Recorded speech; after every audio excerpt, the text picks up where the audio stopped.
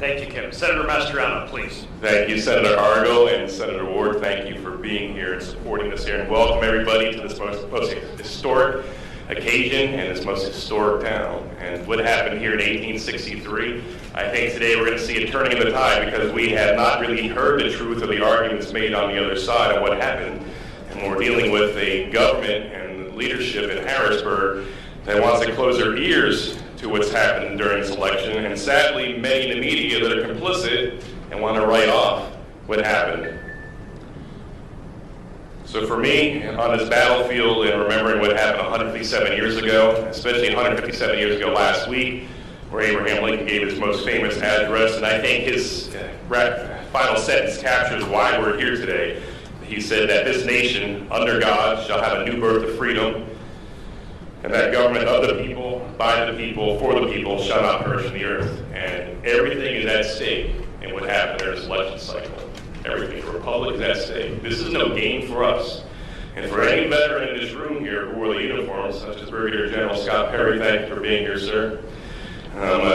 Put their lives on the line here fighting for our country, and to see that there's a group in this state and country willing to throw away our valuable and precious freedoms here for power. You know, for me,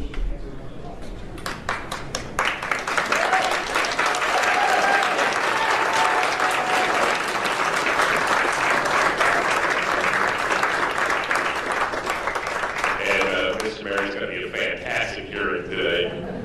Despite pleas from our citizens, the governor refuses to even consider that there was any shenanigans in the elections here in our state. A state of 13 million people, and he wants to discount because his guy won that nothing bad happened, and that's just unacceptable. If there's any hint of fraud out there, we need to investigate. Any governor serving the people of this Commonwealth would put aside his petty politics, and find out the truth, if anyone was defrauded. And at this point here, he's unwilling to do that. Let me point out some hard facts here. We are in Adams County, named after our second president, John Adams, who famously said, "Facts are stubborn things."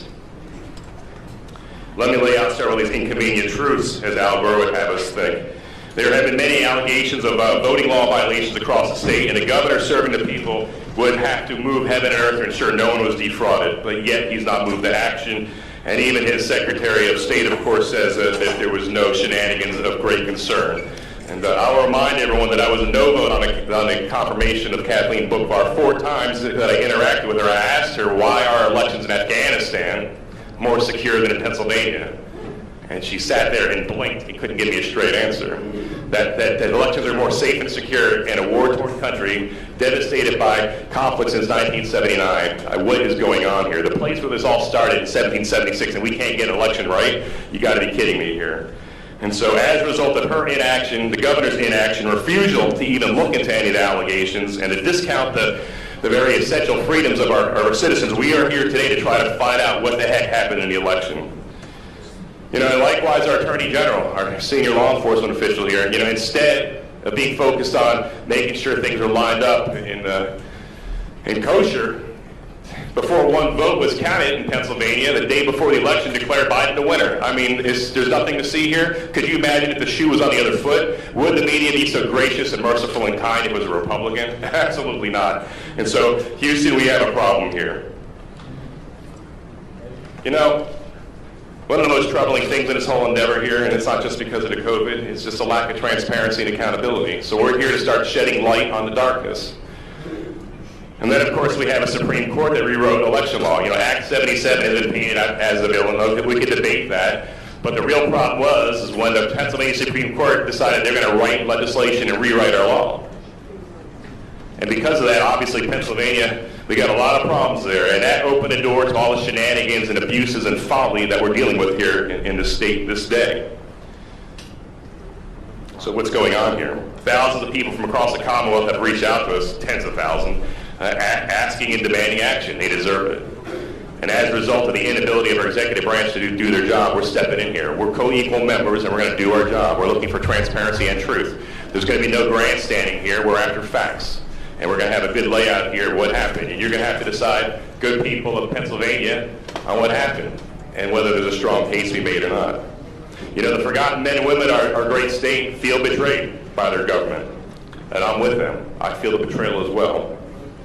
So we undertake these proceedings today to find out what happened, and then hopefully come up with an approach where it never happens again. And the issues are galore. You're going to hear about poll watchers being denied access, where election software vendors refuse to testify before the General Assembly. What do they got to hide? Do we expect people to trust their government? And we got to earn their trust. This is no game, and the very republic very much is at stake. And anyone who loves this country has to put aside their petty partisan politics and allow the light to shine where it is.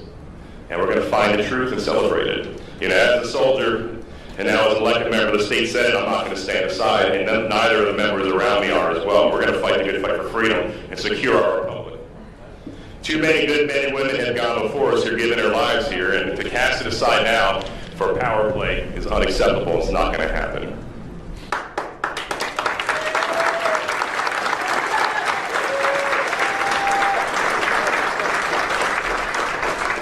We do our great men and women in uniform and those who lay down their lives and gain the last full measure of devotion a great disservice if we stand aside and allow bureaucrats and corrupt politicians to steal their voice and maybe even steal an election. We'll find out.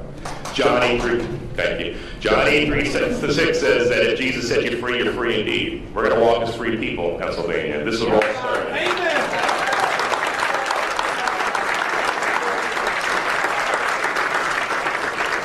We choose this day to walk as free men and women in honor of the sacrifice not only of Jesus on Calvary, but also in honor of the sacrifice of brave men and women in uniform who fought for and secured our freedoms.